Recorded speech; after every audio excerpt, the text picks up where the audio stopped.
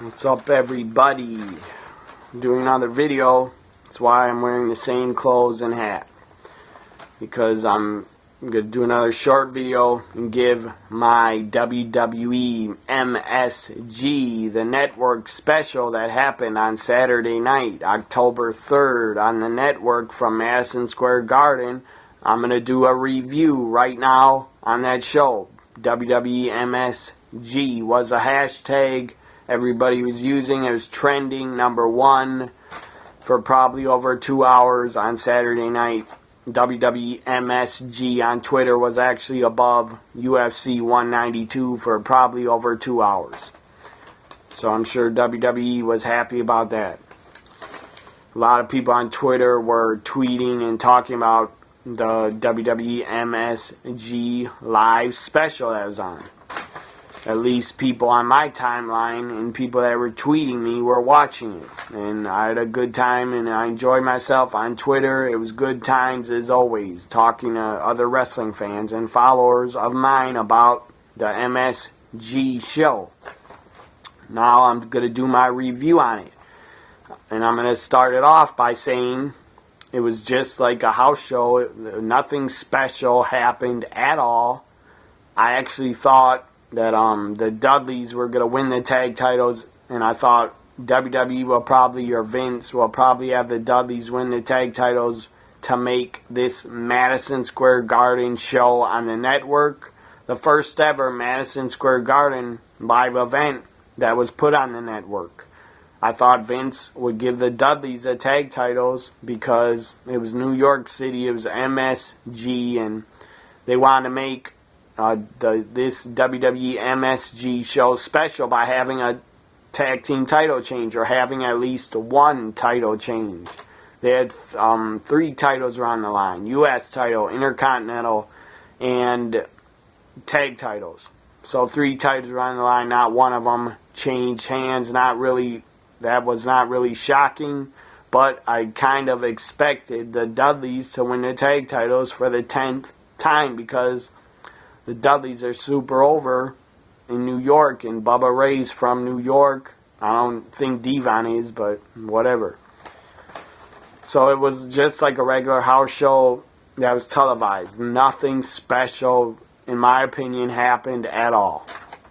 But I'll do my review anyway, and this is going to be a quick video because I didn't think much of the show. I didn't really enjoy it that much, except for steel cage match was pretty entertaining. It was pretty good. It wasn't great, but it was good. I also enjoyed the Divas match, and I enjoyed what Charlotte and Becky did by jumping off the apron and screwing Paige and leaving her alone to fight for herself, and then she lost to Nikki in the Rack Attack. And I also enjoyed Jericho versus Owens, was also very good. So now I'm going to start off by my predictions. I did my predictions video. I had Sheamus take on Randy Orton. I thought they were going to go one-on-one. It was not a one-on-one match. It was a tag match. Orton and Ziggler took on Sheamus and Rusev. Sheamus and Rusev lose. I expected that. I expected the baby faces to win, but I didn't predict it because I didn't know the tag match was even going to happen. They just threw them together and had a tag match to kick off the fucking show. And I thought it was going to be Orton versus Sheamus and Rusev versus Ziggler, but that didn't happen. They were put together in a tag match. Just looking at what the hell I had on TV. Anyways, it was nothing special, this tag match. Randy Orton gets RKO, and Ziggler and Orton win. Rusev gets on the mic, sounds like a baby face, starts putting down Sheamus and basically berating him, putting him down, saying how stupid he is, how he's a bad tag team partner, and that he's so stupid and dumb and whatever. Sheamus comes back in the ring and bro kicks him, and that got like a baby face pop from the MSG crowd. I thought that was pretty stupid because Sheamus is a fucking heel that looks stupid and that nobody fucking likes. At least people I know And people I talk to, probably over 50 people, don't like the guy. Or they don't like his character, because his character is stupid as hell and lame as hell. Up next was Neville versus Stardust. Another match I didn't know was going to happen, and that I did not predict because I didn't know it was going to fucking happen until it happened. Neville gets the win hitting the red arrow. That was good to see the red arrow come back. And him hit the red arrow, or whatever. Or no, I think Stardust won.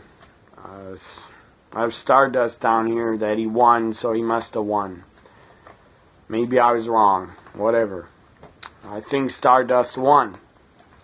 So Stardust won, Neville lost. I think. I can't even remember. But I wrote it down in circle that Stardust won. Up next was the 6 Divas tag match. Team PCB. This was stupid because why are they having Paige? In my opinion, it's stupid. Why are they having Paige team up with Becky and Charlotte when Paige basically called them out on the microphone on Raw and ripped them to shreds and ripped the entire Divas division? Why are they teaming Paige with Charlotte and Becky if they want Paige to be a heel? And for it to work, you have Paige be by her fucking self as a singles wrestler and not team up with Becky or Charlotte anymore. It didn't make any sense. I don't know why Paige is still teaming up with Charlotte and Becky. It's really stupid. Really dumb, in my opinion.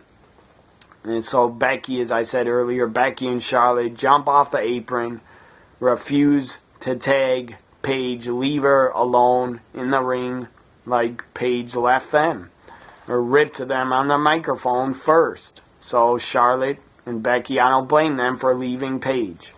They did the right thing. And I'm a big fan of Paige, but I'm just saying character, storyline wise, Charlotte and Paige did the right. Charlotte and Becky did the right thing by leaving Paige, because she called them out on the mic and kept ripping them on Raw and SmackDown, so why shouldn't they leave her? Paige started it.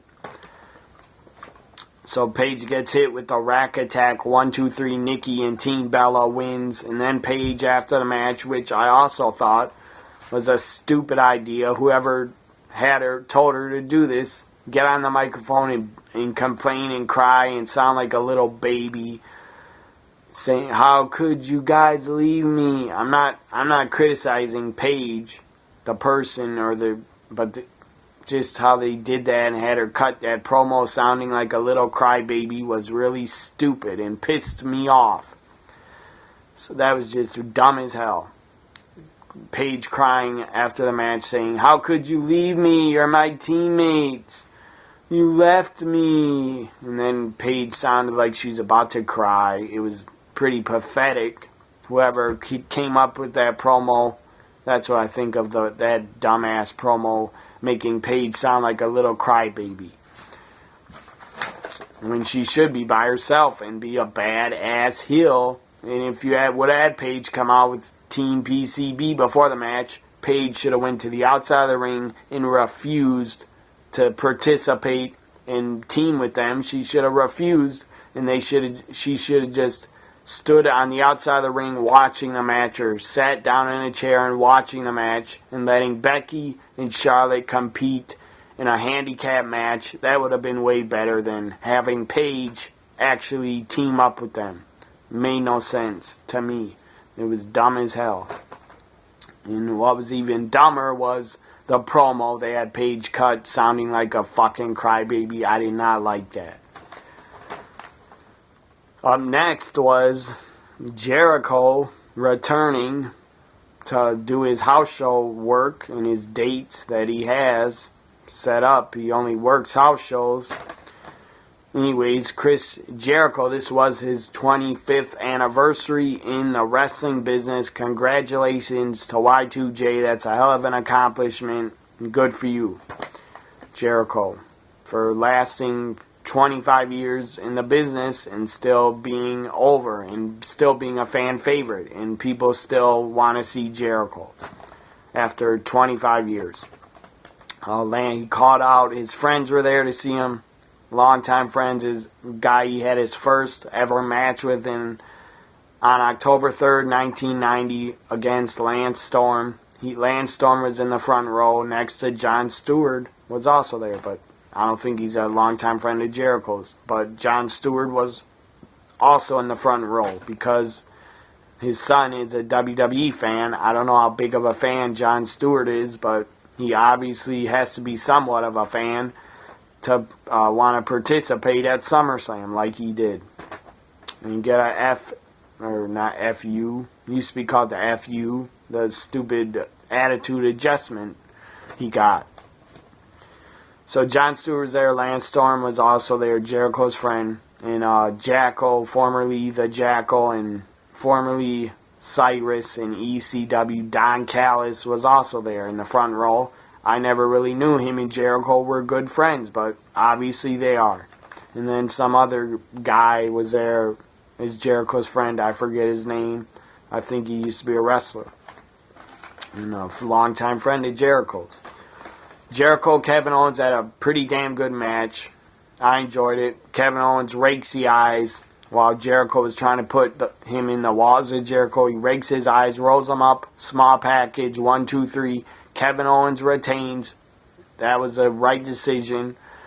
I kind of thought a tiny bit that Jericho might win the Intercontinental title because it was MSG and they might want to shock and surprise people, the fans, and maybe they would do it because it's Jericho's 25th anniversary in the business, and Jericho also would have became a 10-time Intercontinental Champion, but they didn't have that happen, and it was the right decision, in my opinion, to have Kevin Owens retain, because he should keep the Intercontinental title for a long time and have a great run with it, because he's a hell of a talent. I'm a fan of Kevin Owens. I think he's awesome. So Owens retains. Up next, we had Brock Lesnar return to the ring and take on the Big Show. Big Show, basically, when he came out, he got zero reaction. I'm sure all the fans are sick of seeing him like I am. Big Show, please, in 2016, please retire. Brock comes out, gets a good reaction with Paul Heyman, and Brock, basically, beginning of the match, he got beat up a little, got hit with 3 choke slams from the Big Show, and then Brock came back like a beast. Hit a German suplex. Hit a overhead belly-to-belly suplex. That was great. That was awesome. Made Brock look like a fucking beast and look very, very strong going into Hell in a Cell versus The Undertaker for their 3rd match. So Brock obviously wins, and if you didn't watch this special, then maybe you don't know he won, but Brock Lesnar wins, hits a F5. I think he hit the F5 to beat him. Maybe I'm wrong, whatever. Brock wins, leaves the ring, actually comes back to the ring, and I think he picked up Big Show again and hits another F5 on him. So he either hit 1 or 2 F5s, I'm not sure. Whatever. Doesn't really matter. Big Show wins. Not Big Show. Brock Lesnar wins. I'm sorry, I'm just a little bit confused. That's why I said Big Show wins, because I'm tired. Anyways, Brock Lesnar wins. And he should win because it's his Go to Hell tour. And you got to build him up to face Undertaker. Because Taker and Brock are going to have a fucking war in the cell. Can have Brock losing a Big Show? No, that could not happen. And I'm glad it did not happen.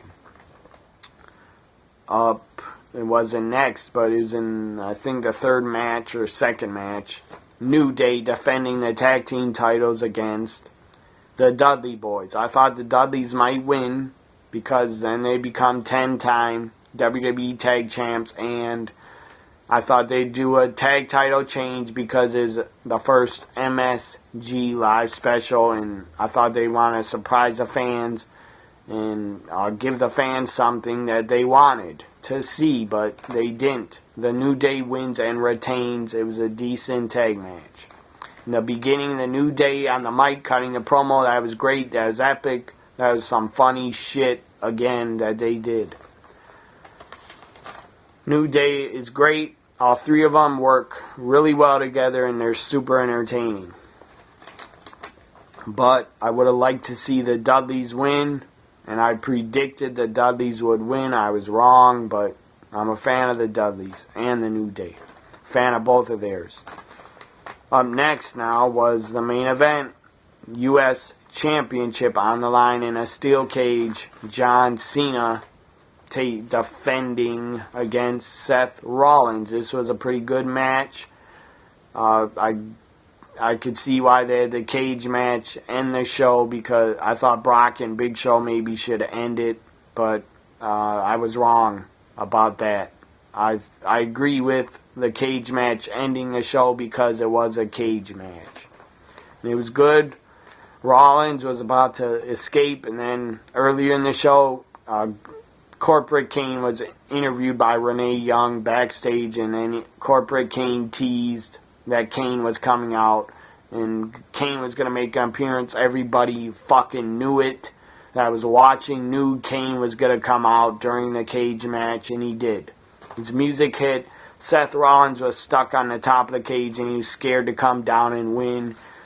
In my opinion, what would have been great was when Rollins was up there, he would have climbed down a little and then jump on top of Kane and take Kane out, and then he would have won the U.S. title. But no, they didn't do that, because obviously they want John Cena to keep the U.S. title because he just won it at Night of Champions. So they did not have Rollins take out Kane by jumping off the cage and falling to the floor and taking out Kane and winning the U.S. title. But I think that would have been a great spot for Rollins to do, is take Kane out. At the same time, he would have won the U.S. title. And John Cena was laid out on his back, not moving. So Rollins never got down to the floor. He stands up on top of the cage and jumps. This was pretty insane to do this. He jumps off the top of the cage, almost takes out John Cena, but Cena moves, and then Rollins crashes to the mat. I'm sure that had to hurt, because those mats aren't really that soft. Anyways, that was a pretty major bump he took, but I'm sure he didn't get injured. Still, it was a major bump and fall that he took. Anyways, John Cena wins, hits a AA, 1, 2, 3, Cena wins and retains. Super Cena does it again. Shocking that Cena wins. Of course, Cena was going to win. If you couldn't see that, you were fucking blind. So I did my WWE. I'm done now with my WWE MSG review. Hope you enjoyed it. Follow me on Twitter at NXTW. First at, I guess, NXT WWE Guy. And my main account that I'm always on is at TNA WWE Guy. Hope you enjoyed my MSG review. Bye for now.